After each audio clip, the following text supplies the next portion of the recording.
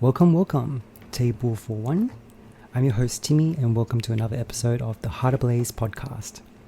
Today we are firing up a new segment called Munch, Chomp, Gobble, Gulp. It's mostly just sharing my food eating experiences of food I want to try, like to eat, or intriguing flavors. First up, we have lunch from Lobster House, Australia. So, the total for this order was $64.69, and I did get a discount of $6.42 saved through Uber One and promos. This is not sponsored, by the way. Now, bear in mind that when ordering from these delivery services, the food prices are generally a little higher than sitting in. I had a bit of discount from membership and promos around Christmas, so I decided since I wasn't doing much in 2023 around Christmas, I'd treat myself to places or things I've been meaning to try.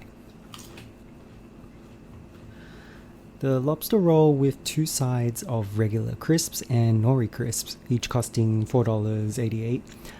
The three together came to $40.89. And then I also ordered the clam chowder, which was highly recommended. That was $21.13. At the price they charge, I'm guessing the chips are made in-house.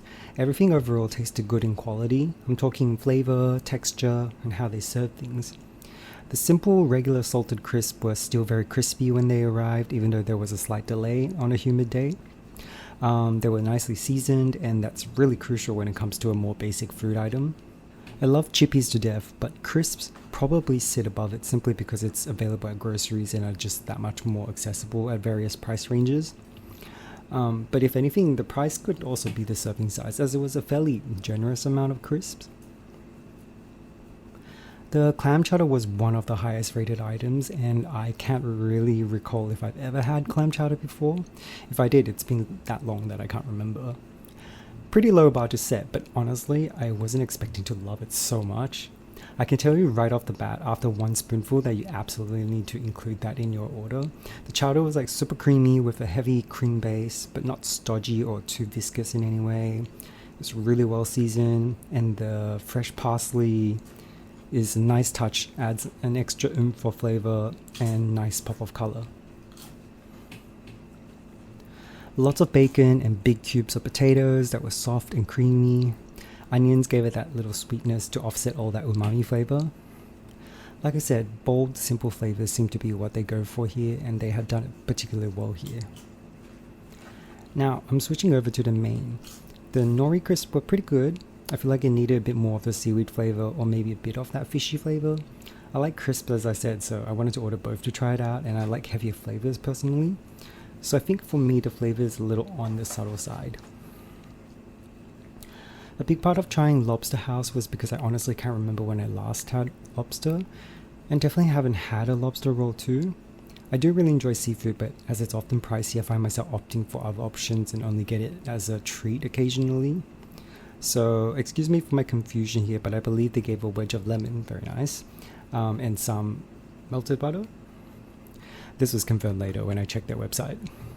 I'm not sure why I was not certain if it is or not, but I assumed you would drizzle some on rolls typically to get some extra richness. So the lobster roll came with mayo, lettuce mix, lobster knuckle, and celery seasoning, all in a brioche bun.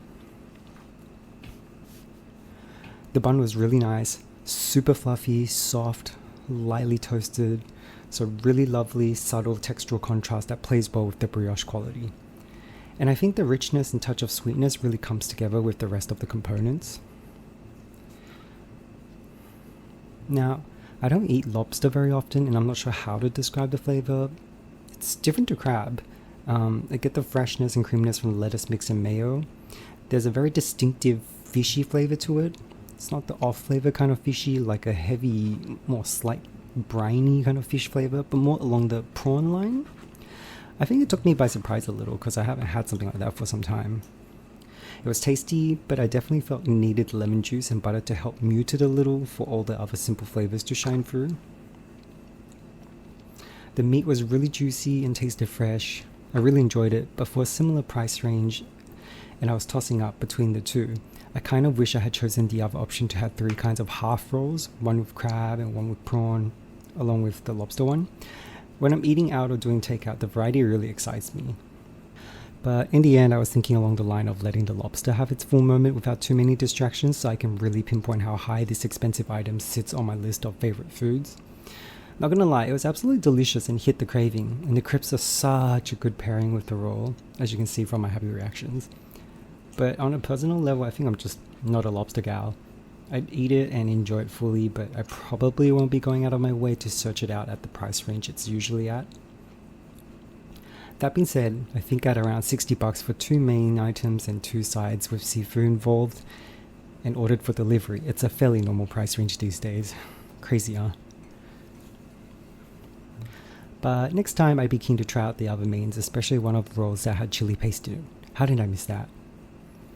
Also, if you're thinking, wow, drinking water with takeout, how frugal and healthy. Yeah, nah, just wait. I saved the soda to go with my dessert. Enter Grumpy Donuts. This one was $40.78. I saved $17.01 through Uber One and promos apparently. Soda Boss grape flavored soda was $7, and the special random assorted donuts was based at $38, but then when you select the 6-pack it then adds $9. Like, can someone explain this whole shenanigan on how it works? Why isn't the box price just automatic $47 for a 6-pack, or is it the limit of the system of like these ordering web apps? I'd be looking at a box of stuff and think, oh yeah, that's not too bad, but then you add the quantity and then it spikes up suddenly. I always feel a bit sucky when I'm already craving the stuff, and at this point I feel like I cannot turn back from these donuts anymore. By the way, I'm mentioning this because most places with box sizes and quantity variations all seem to have this set up, and a lot of customers I talk to at work also don't really get it. Anyway, back to the donut stuff. My American friend Steven actually recommended I try Grumpy Donuts because it's the closest to American donut experience I could get in his experience. From all the places he's tried, I think he was saying the flavor isn't quite right for the dough, and it's nowhere as fluffy and pillowy enough in most donut places here in Sydney.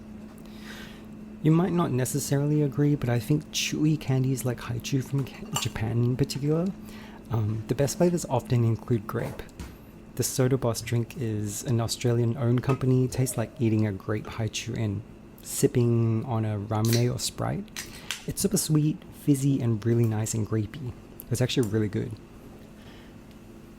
And I think chewy, spelled with IE, is a type of candy similar to Haichu, or like same like Cadbury. So the steeper price might be to do with it being a fresher local company that's doing fancy flavors. And the added price on online orders probably helps get it to that range. I'd love to try the others, but might seek them out at the groceries, as it seems some are stocking these brands now. Now onto the real deal. First up was the panettone fritter, being one of the free Christmas specials they had last year, and was a beast of a donut in size. This is really yummy. It had like a nice glaze over it. There was a really unique flavor apart from the dried fruit and I'm guessing some spices, and kind of had a mouthfeel where it's kind of fluffy yet dense all at the same time. It was really enjoyable, and I don't know if it was a good thing to start on that since it set the bar a bit high for the remaining 5. And we followed that path anyway. My next pick was what I thought might be one of those trashy cheap donut flavors.